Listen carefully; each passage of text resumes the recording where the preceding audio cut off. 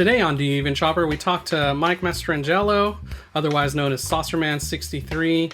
We talk about his career in the music business. We talk about his work designing t-shirts and art and his love for motorcycles and much more. You're listening to Do You Even Chopper by The Ton Magazine. Hey Mike, thanks for joining us today. How are you? I'm really well. It's an absolute pleasure. It's nice to actually be speaking to you for the first time properly, Yeah, rather than the sort of like Instagram yeah. communications and you know Yeah, I think it's you been know a few years of like back and forth. Sometimes my wife will be like, "Who are you talking to?" Back and forth. I'm like, "Oh, it's Mike in England," and she's like, "Oh, okay."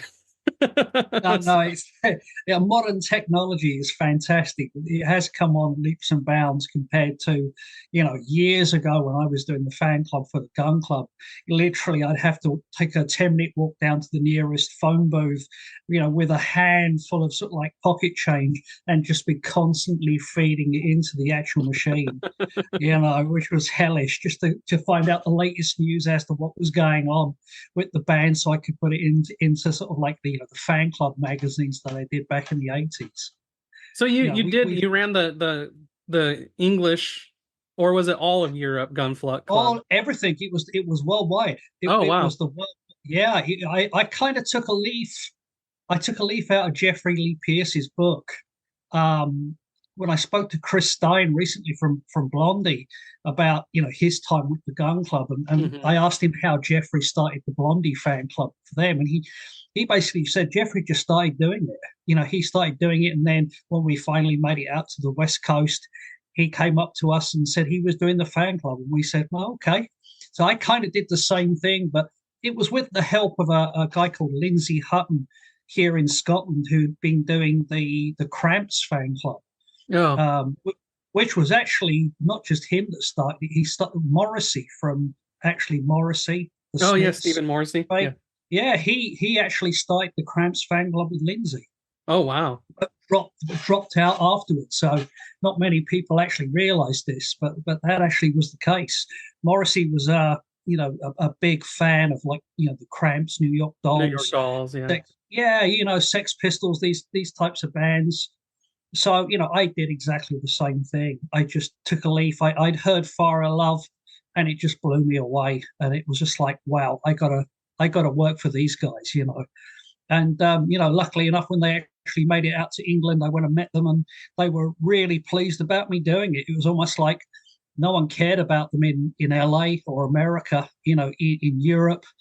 You know, uh, they were kind of godlike, especially in Mm, France. yeah. And they love the blues in France.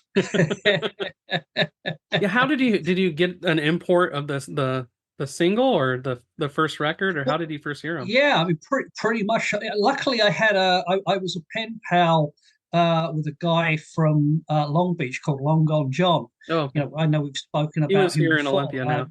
Yeah, John originally was a member of the Cramps fan club like myself, and he had a picture in one of the back of the fan club magazines. And a pen pal thing. I wrote to him, and we started to trade records. And it was because of John that I started to get like all the X albums he sent me. Oh, The cool. original pressings of the New York Dolls albums, the first Gun Club album. So I kind of got them before they arrived here. And John was a big fan of the Gun Club and sent me the album and said, "You're really going to dig this." And I get like these huge boxes come from him. Literally the postman will go, "What's in here?" And that's when postage was really cheap. So between us, John loved collecting English singles, especially a label Stiff Records. Yeah. He didn't care what it was or how it came out. He wanted every Stiff record that there was, as well as like punk records. I mean, John was just an avid, crazy collector, as we know. And then he started up his own record label, Sympathy for the Record Industry. But it's down to John and a few other friends like that I got to listen to some great music growing up. The Stooges, MC5, things like that. That really, the first Velvet Underground album, things that I kind of maybe wouldn't have veered into I was kind of brought up on Elvis, which is no Mhm. bad thing. I love Elvis, but all this other stuff, the Stooges, wow, where did they come from? The Misfits, it's just like Yeah. wow. And So this was yeah, like you it's were just discovering it at the same time that yeah, England was kind of taking off with their version of punk. And yeah, absolutely. I mean, yeah, I mean, it's really weird. I've always preferred LA punk to English punk. Apart from the Pistols, I've always loved the Pistols to pieces. They were the first band that I felt were really mine. Before that it was glam rock. I was lucky enough. mm, We had a show here called Top of the Pops, which was just amazing. You could hear all types of music played on the 30-minute show every week, and you'd be seeing Slade or the Sweet, and then you'd have Alice Cooper and the Real Thing, and some great stuff. You were opened up to so many different types of music, yeah, but that was a huge influence on me growing up. And I was, like I said, through having pen pals and lucky enough to meet, I guess, the right people.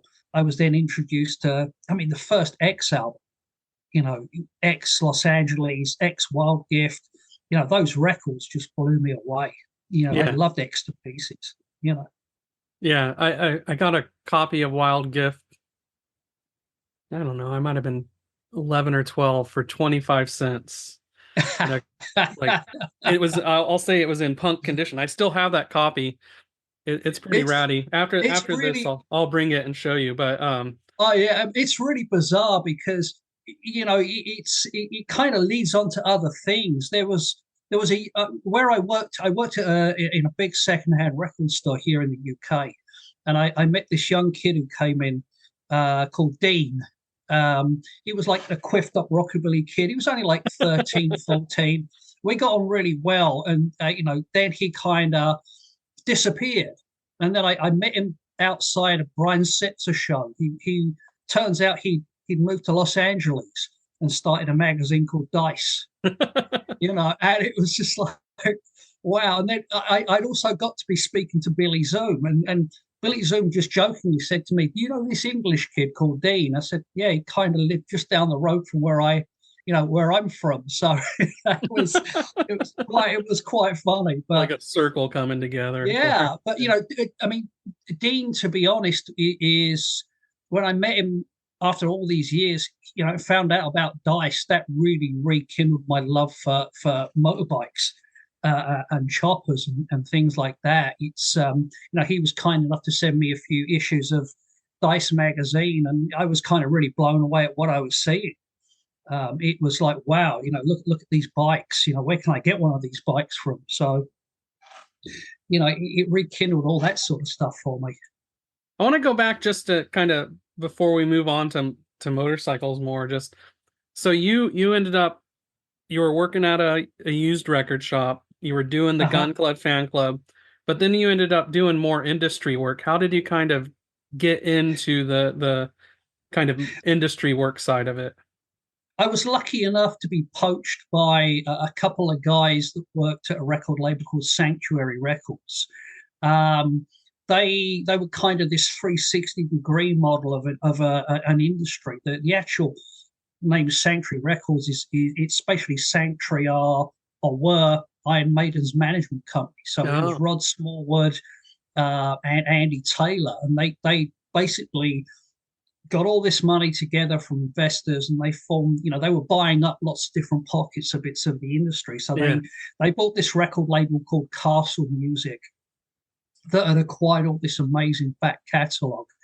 It was things like Pie Records, which had the Who, sorry, the Hmm. Kinks, Kinks, yeah. bands like that, and they had other sort of like labels like Transatlantic, which was a kind of like a folky sort of thing. But with the them being swallowed up in the Sanctuary thing, then more investment was involved, and they purchased Trojan Records. And these Mm. guys that were working there, was a guy called John Reed and another guy. They would basically come into the secondhand record store needing to find copies of specific records, reggae records, ska records, Yeah. for where they didn't have the actual master tape. they would actually nig the records because I'm sure a lot of people that are into sort of like Jamaican or reggae music realize that back when this stuff was coming out, they just used to cut from the sound source of the record rather than putting it onto like quarter-inch master Yeah. tape. It was only later on that the guys at Trojan Records started to do that, and when they were actually recording in London as Trojan Records, they start to use tape to store this sort of stuff. But a lot of early singles were just taken from Jamaican records and cut. So they kind of poached me. They said, we want you to come and run the archive. We need to get the archive put into shape. We need someone to go and track down, all of these things. And that led on to me actually then being able to put together compilations. So I got to work with Sex Pistols and put out, my version of Spunk, which did really well, which was the early demos. Oh yeah, yeah. I got to meet and do lots of sort of stuff on the reggae side of things as well. So I got to meet some of the original Wailers, John Holt, Lee Perry, all of the Byron Lee, all these great guys would come into the record shop. But for me, one of the best things that ever happened was one day I was just walking up to go get myself a coffee, and Rick Nielsen from Cheap Trick was actually in the building, and he saw me and I saw him, and I just ran up to him. I said, I'm a huge fan. I love Cheap Trick. I'm coming to see you tonight. And he put his hand in his pocket and he just put his hand in my hand. And I got like a whole palm full of plectrums. And he was actually having a meeting with my boss. I don't know what it was about, but we had a management arm in Sanctuary as well. And after the meeting, this was like some hour, 2 hours later, I went back upstairs and lo and behold, there's my boss with Rick Nielsen. And Rick calls me over and he goes to my boss, you make sure you look after this guy,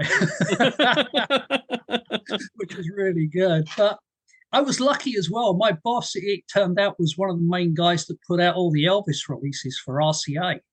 So I got most of the time we were just talking Elvis rather than work stuff because I got the job done.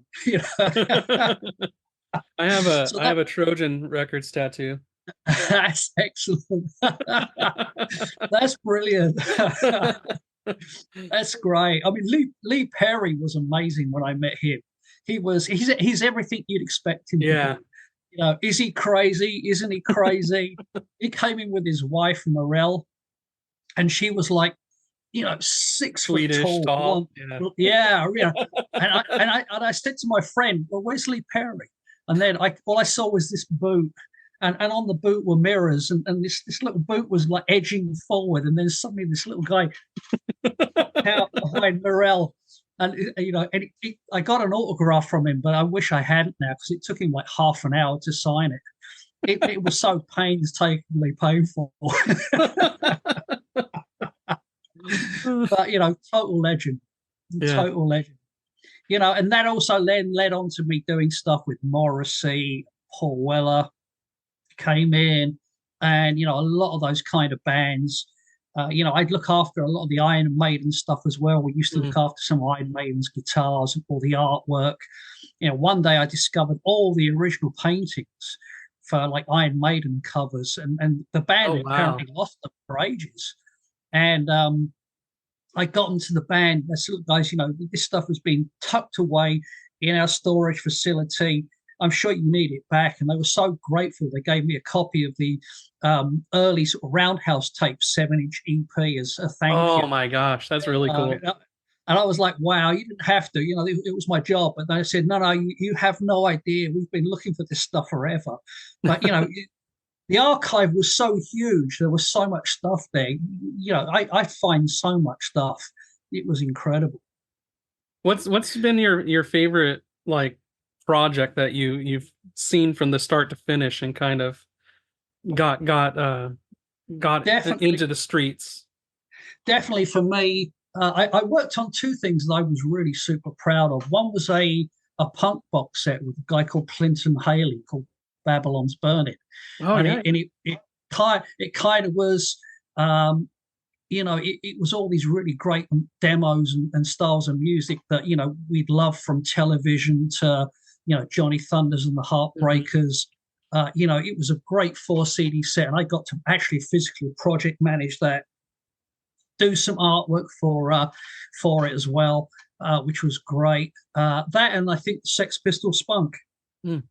Finally getting to work on a Sex Pistols release, meeting, a couple of them, which was great, trying to get those guys involved, but just finding out more about them, Yeah. and what it was really like for them, back in the day. You have all these stories, but, I remember when punk broke, I was like 13. One week I'm hanging about with all these teddy boys, and then the next minute when I'm a punk, I'm being chased down the King's Road by them. It was insane. I mean, it was dangerous. I mean, it Yeah. didn't last long. Punk. I mean, everyone thinks punk lasted a long time. It didn't last that long in London. It kind of was there for maybe 8 months to 12 months before it then got into the whole new wave thing, and the record companies realized they could actually make some money from the Yeah. kids out of this sort of stuff. But the actual feeling of punk, it wasn't Mohicans, it wasn't dyed coloured hair. It was just ripped up clothes that we would wear because we were poor. Hmm.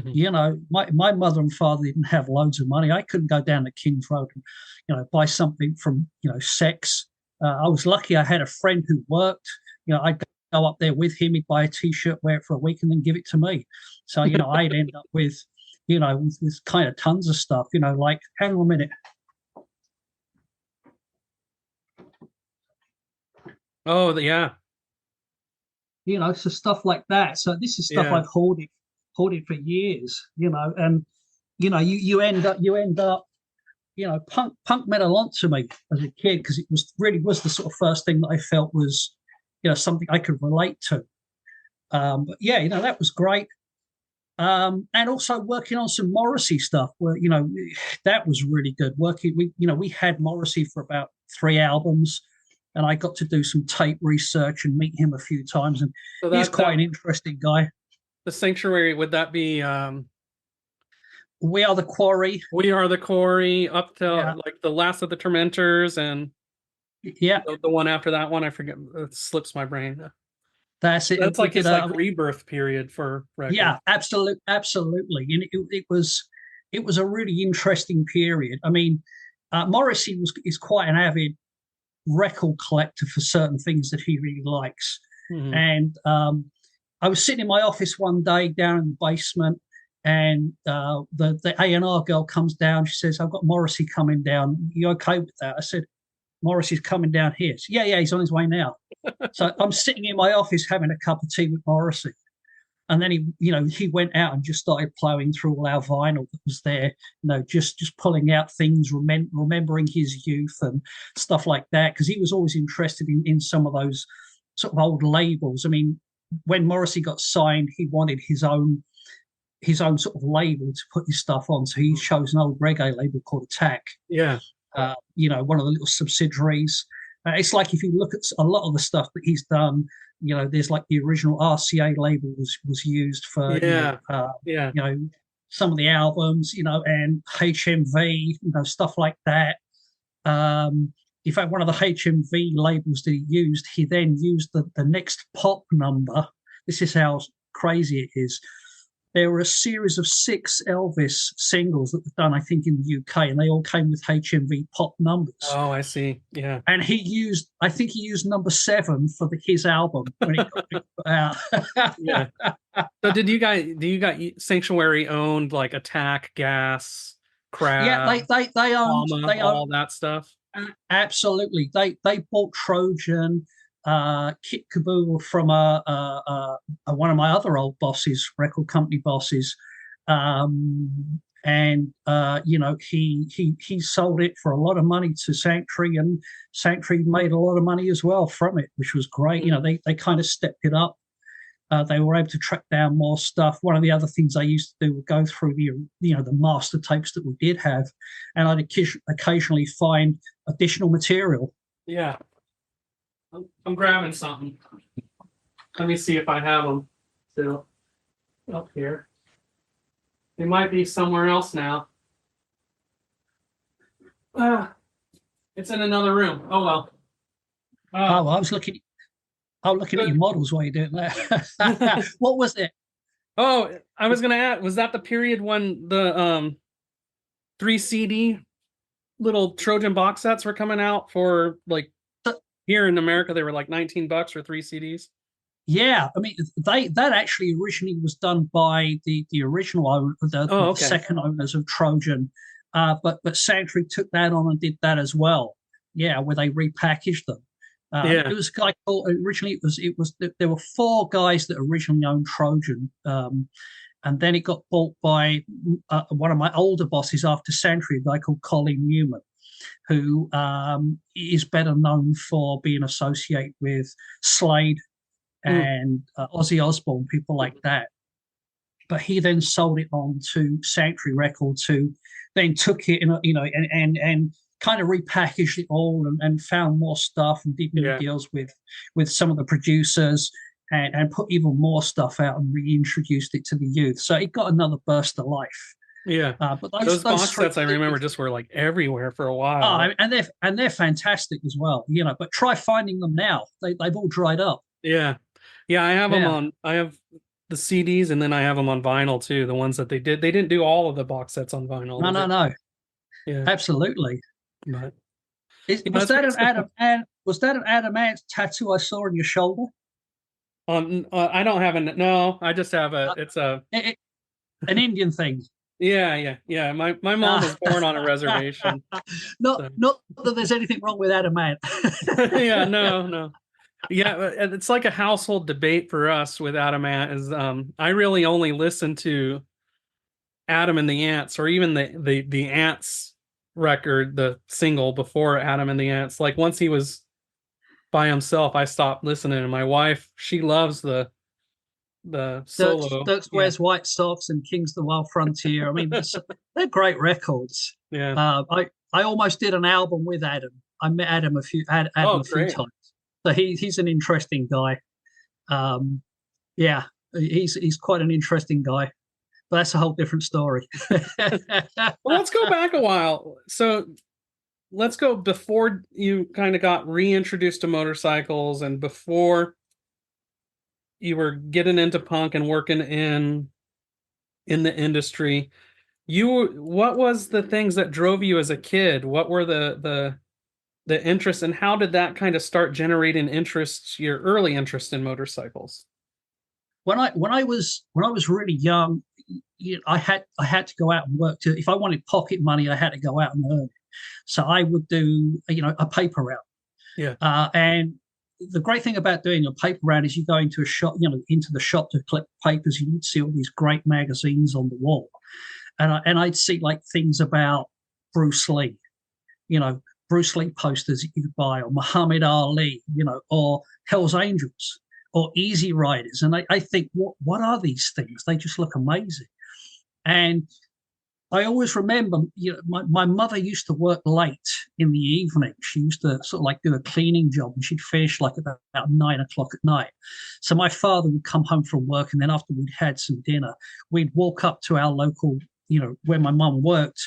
It was like a 15-minute walk. And as I'd walk up there, I'd be going past, there was like, I guess it's like a coffee hut or somewhere where you could buy coffees late at night. And there were always these greasy looking guys on loud triumphs, misbehaving, you know. And it turned out they were actually like one of the early chapters of the UK Hells Angels before it was officially patched over. These were like guys that discovered the Hells Angels and decided to form a chapter, and this chapter was called the Nightingale Hells Angels. So I used to see these guys, and I didn't know what it was. I was young, all I knew was they looked dangerous, and I liked the sound of the bikes immensely. So my dad's not afraid of anything. He's like this old school Italian guy, He looks quite menacing when he's got a suit on, if you catch my drift. But we'd walk past him and he'd be dragging me along by my hand. I went, Dad, wait, let me have a look, and that sort of like blew me away. I used to see those guys, and then on a Saturday we had a TV show here called World of Sport, and on it would feature like football or horse racing, or wrestling. we had like British wrestlers like Big Daddy, Kendo Nagasaki, and all these sort of guys. And I was, totally captivated and in awe of these things. And then occasionally you get like something from America, and they start to show footage of someone called Evil Knievel. And I'm going, Evil Knievel, what's going on here? And there's this guy, jumping over Caesar Palace or, whatever. And I'm going, oh, wow, this is amazing. And then I think it was 1975, Evil was starting a European tour doing jumps, and he came to Wembley. So I pleaded with my father. I said, please, Dad, please take me to see Evil Knievel jump at Wembley. And he's going, well, what is this Evil Knievel? I don't know what you talk about. I said, please, Dad, just get me tickets, please, And he kind of caved in after a while. And, it was him and two of his friends and their kids. And we all went along to this day at Wembley Stadium, where there were 13 single-decker, London buses, and it was pretty lame to start with, because you'd have like someone like on a tightrope walking. It was kind of an all-day affair, and then you have someone who was like climbing up 100 meters and then belly flopping into a little pool of water like this. And I'm going, what's going on here? Where's Evil Knievel? And then all of a sudden, Evil Knievel came out wheeling that bike, and it was just amazing. I was like, wow. And then, of course, he does the jump. He does a couple of like runs down, and a lot of people didn't realize he was missing an important part to the bike to give him a little bit of extra thrust, and they couldn't get it in from America on time. Oh, crap. But apparently he did the jump the day before the actual jump and made it. And what they did was they laid some board flat on the last bus. Rather than tilting it, they put it flat just in case he landing on the last bus. So, of course, he did the jump, and I always remember it was just everyone was cheering as he came down. But when he took off, everyone just held their breath. You could hear a pin drop. The only thing you could hear was that Harley engine as he was floating through the air. And then, of course, the back wheel clips the flat board and it flips him up. And, he came off and he crashed famously. And, everyone's crying. And I'm like, oh, my God, what's happening? And I look up at my father, and he looks at me and he goes, hey, is that it? Is that what I paid my money for?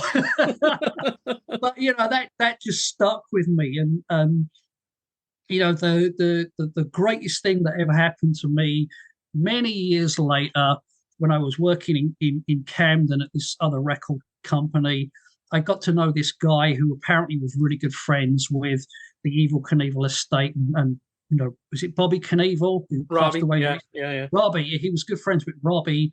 And this guy, I said, look, I really want to try and get a Wembley replica helmet, just for myself, just for my collection.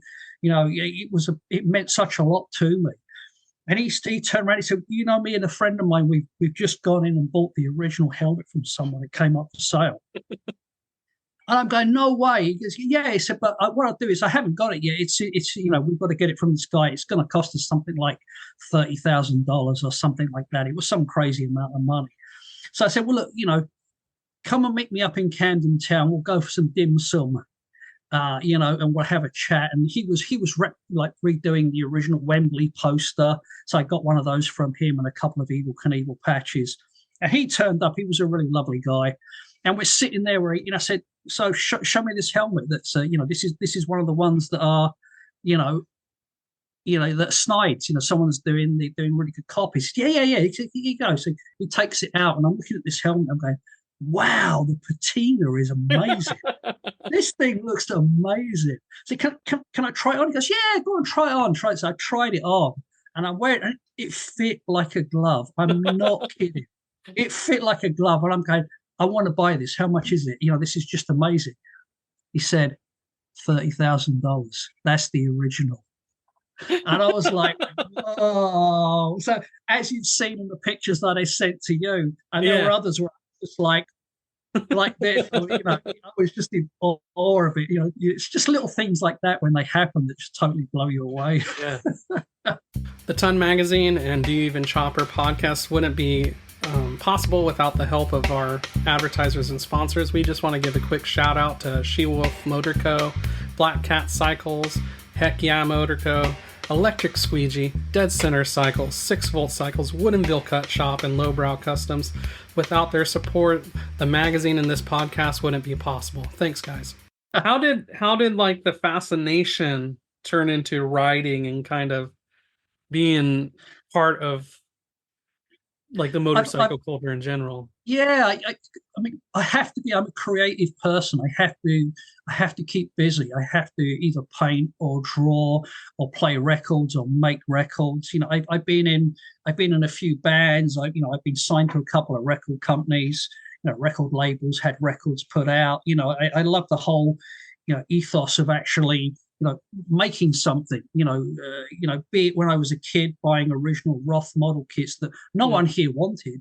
No one understood what these things were. Even I kind of didn't, but I'd go into, our local paper shops which sold model kits. And, most people want the Airfix kits of like, Oh yeah. fighter planes and, things like that. And then there's these lonely little Roth model kits with dust all over them, which, I could get cheap. And I'm going, I don't care what it is, I want it. It just looks amazing. I just knew the kind of counterculture underground stuff was more for me. And I was totally in love with, I guess Americana, because it was something that you'd only dream about. You'd see in pictures. You never really knew, or you never knew what it was going to be like. Baseball jackets, stuff like that. Would just it was just like, wow, you'd have to go up into London to specialist stores to buy really cool baseball jackets and baseball shoes and skateboards. When skateboards first started here, Tony Alva was, one of the biggest names, and Stacy Peralta. Everyone wanted to, have some kryptonites and an Alva deck, and as a kid, I was the same. I got into skateboarding. I was never really that good, but, I got to skate quite a bit. And again, later on, Tony Alva, one of my heroes, he was a bad boy. He ends up being in a punk band called the Scoundrels. Guess who supported the gun club one time in LA? The Scoundrels. And here I am speaking to Tony Alva. It was just like, wow, it's amazing. So, and I think at that time as well, I was also writing for, I got to write for various music papers here as well because of my love of music. So I got to be a writer for Sounds music paper. Oh yeah. Through a friend of mine. This was around the period of doing like the gun club sort of stuff because I was writing stuff. It introduced me into a whole circle of different people. So I end up doing reviews for things like X, Christian Death, the Hoodoo Gurus from Australia.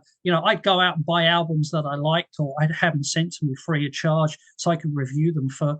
What years? What years was this for Sounds?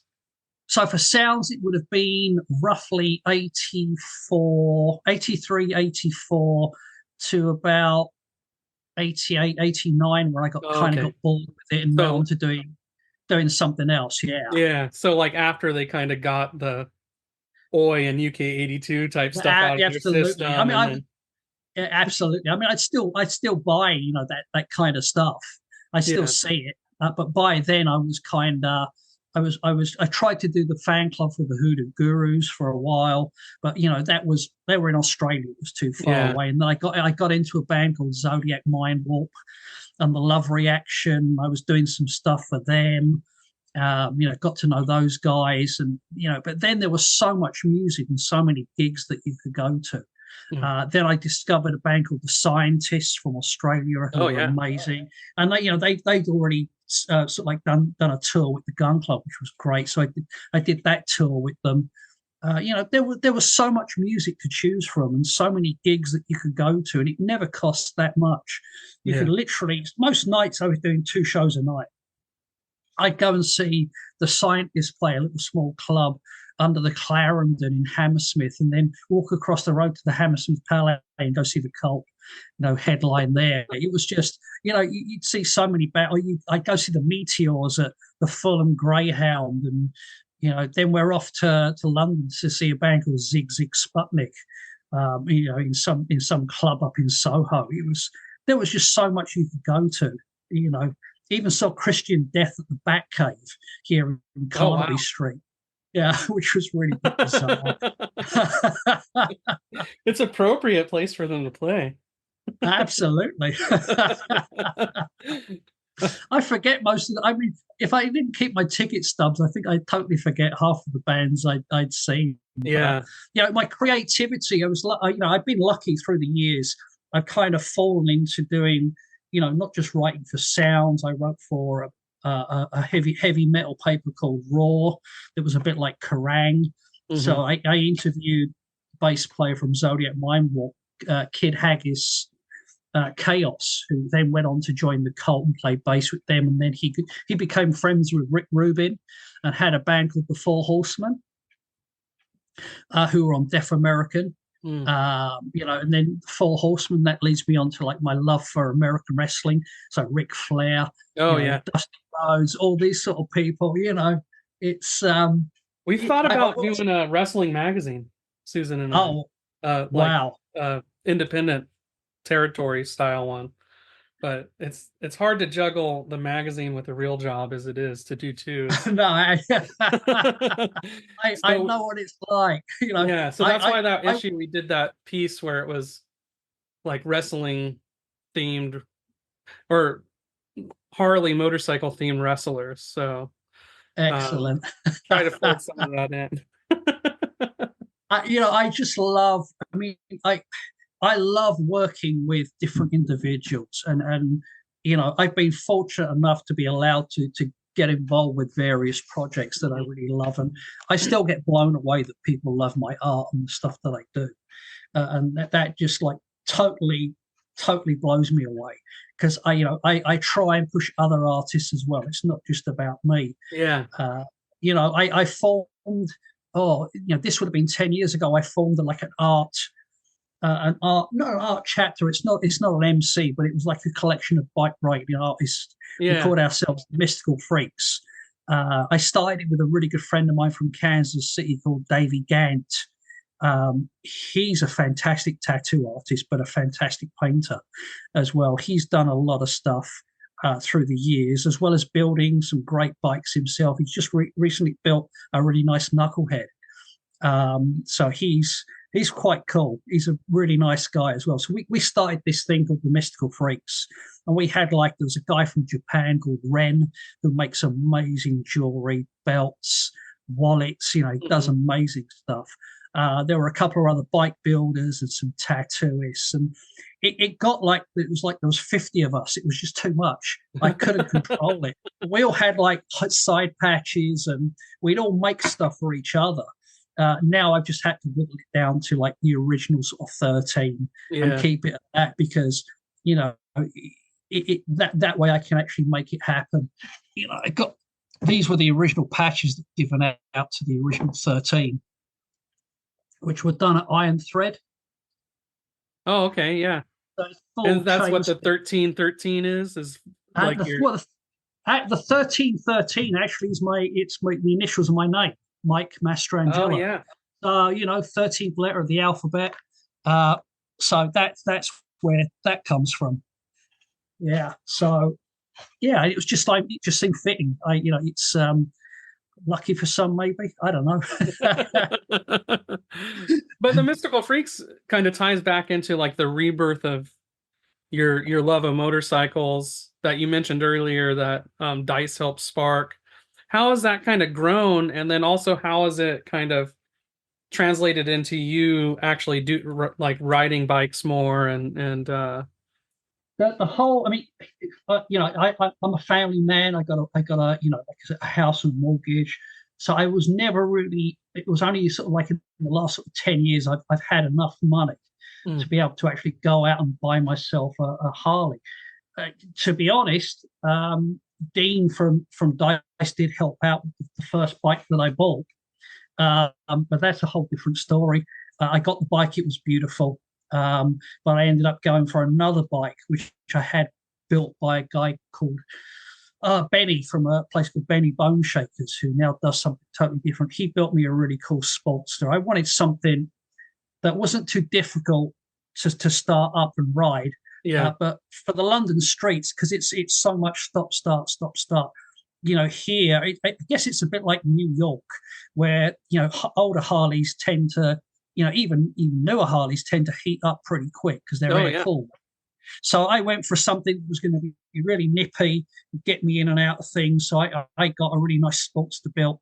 Dean sent me this fantastic gas tank uh, um, from LA to put on the bike, and I had a couple of seats custom made, and it was a really lovely bike. I really enjoyed it. I called it Dodo because very few people saw me on it because I like going to ride by myself. Yeah.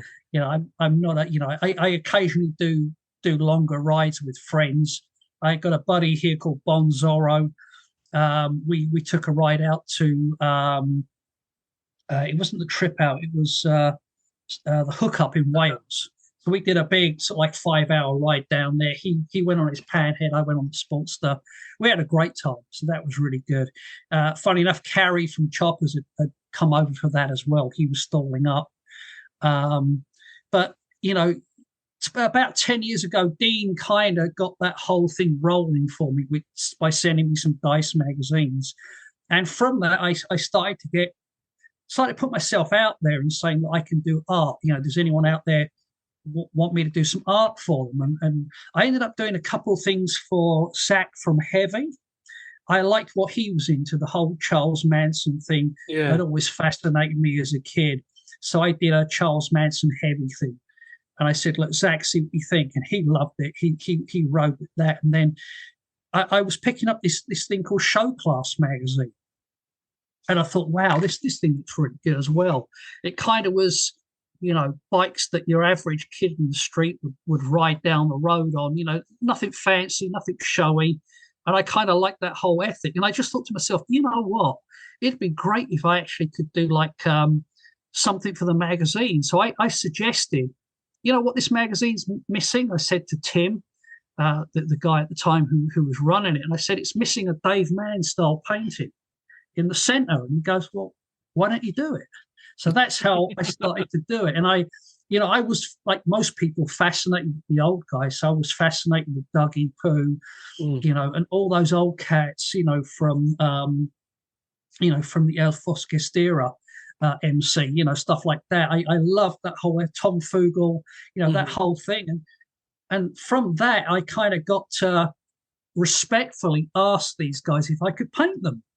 So, I wrote off to Tom Fugel, and Tom Fugel writes me back. He goes, yeah, of course you can. I'd love to paint you for the magazine. So, I do like paintings of Tom. I painted Tom twice, which was great. He sent me a whole ton of stuff. I ended up doing a billfold with him as well. I think I'm the only other artist apart from Dave Mann that has a billfold, done with by Tom Fugel, which was like blew That's my amazing. mind. Yeah. He sent me a couple of custom belts that I wanted. I got to paint Tiny for show class as well. That led on to me doing paintings of some of the other guys like Dougie Pooh. So I got to speak to Dougie Pooh. And what I'd always do is I'd always respectfully ask, say, can we run it in the magazine? I said, look, I'm going to send you guys the original painting as well as a thank you. So I always sent them the original paintings, and Dougie Pooh was just amazing. He loved it. I said, can I paint Buzzard? Absolutely no problem. Carry on, knock yourself out, just do it. But I always made a point of asking these guys if it was cool, if I could do it. I didn't want to do anything that would upset anybody. You have to be respectful to these guys because this 100%.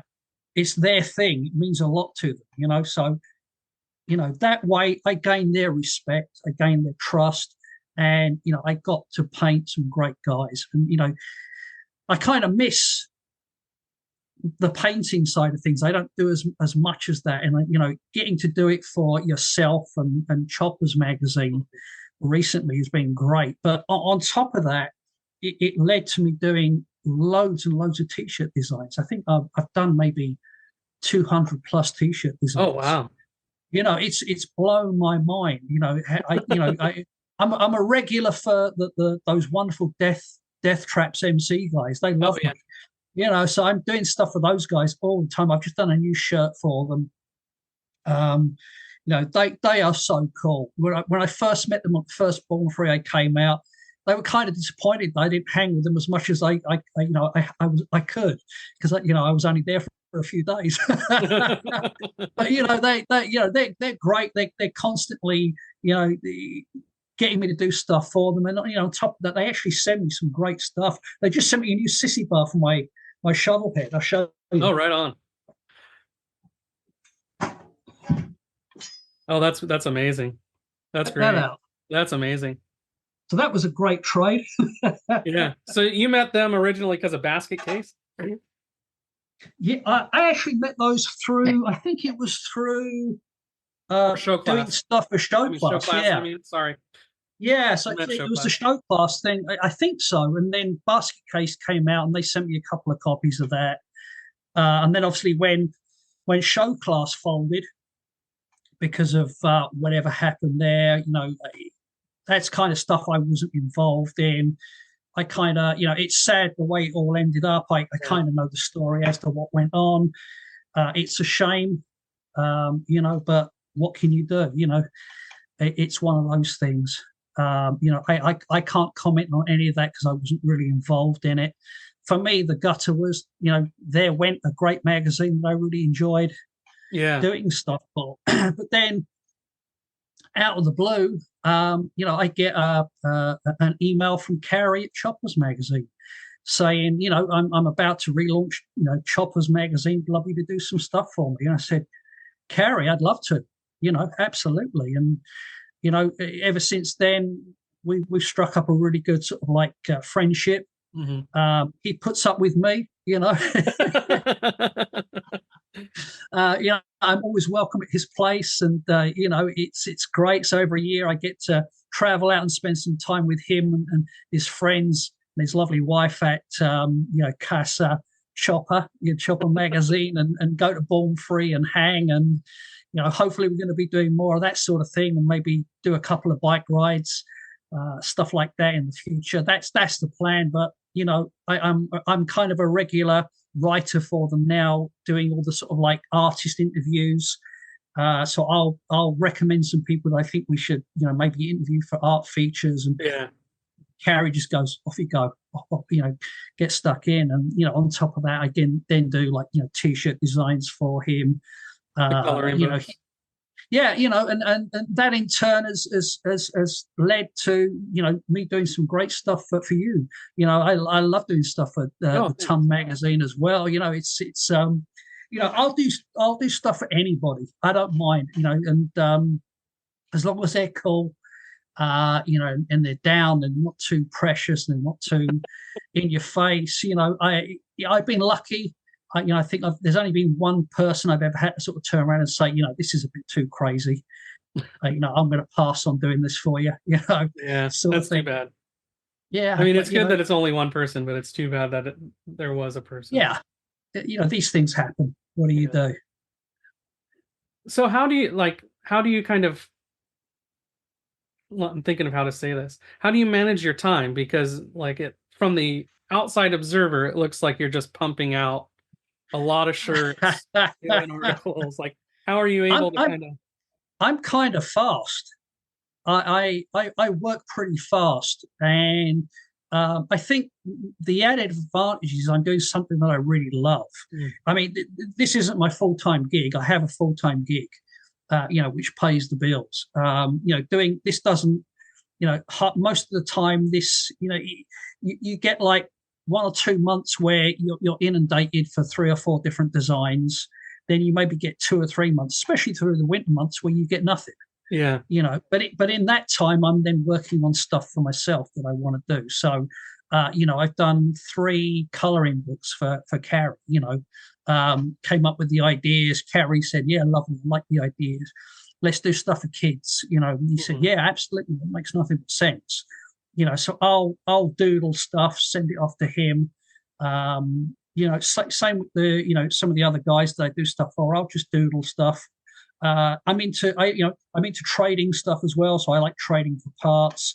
If I need something for my shovel head, I'll sort of like trade stuff up with people. So I've acquired sissy bars, seats, Mm. loads of stuff for artwork. So the Yeah. art side of things, it kind of funds my habit, if that makes sense. Yeah. Um, Most of the time, it's really hard for artists unless you can branch out into doing other stuff. And I do stuff for bands, but there isn't enough, especially in the UK. I get very few commissions here. Most of my work is either Australia, America, or Canada. Predominantly, America is where a lot of the stuff I do goes. Mm. And like most people, it's tough at the moment as well. It's up and down. So you get good weeks, bad weeks. I'm doing band stuff at the moment for a couple of bands here. I'm doing some stuff for a rock band called His Lordship, Mm. which is basically it's Chrissy Hyde's backing band, the Pretenders. So Yeah. they've But got a tearing it rock up. out. I mean, They really tear it absolutely up. shredding it. It's Link Ray, it's Link Yeah. Ray meets lots of different styles of rock and roll. So they love me for and I'm doing a lot of stuff for those guys at the moment. But it's like you never really quite know what's around the corner, what you're going to be doing next. And like I said, in the time when I'm quiet, then I'll start doing paintings. And I'm also working on this is kind of a bit of an exclusive. I'm working on a big coffee table gun club book with an Oh, American cool. record label that's going to be coming out hopefully towards the end of the year. So, finally I've gone to the boxes of all my stuff that I kept, and there is tons of it, and all the pictures that I took when I was on tour, and it's all coming together now. So I've been re-interviewing band members, Kid Congo, Mm. Patricia Morrison, Jim Duckworth, all the guys that there at the time. Yeah. You know, Speaking to Chris Stein from Blondie, that was great. Debbie Harry's offered up a quote for the book as well. So, it's I keep myself very busy because if I don't, I think I'd go crazy. Have you? So Patricia lives in England, She does. and Dave's her husband. Have you talked motorcycles with Dave? I haven't. No, I met Dave. He's always on tour. I met Dave actually, funny enough, when I was at Sanctuary Records, I was speaking to Dave about him doing like a biker stroke rock and roll compilation CD. But this was like 15 years ago. Yeah. But sadly, Sanctuary went under, it was purchased by Universal, so it never happened. But the Damned are always on tour.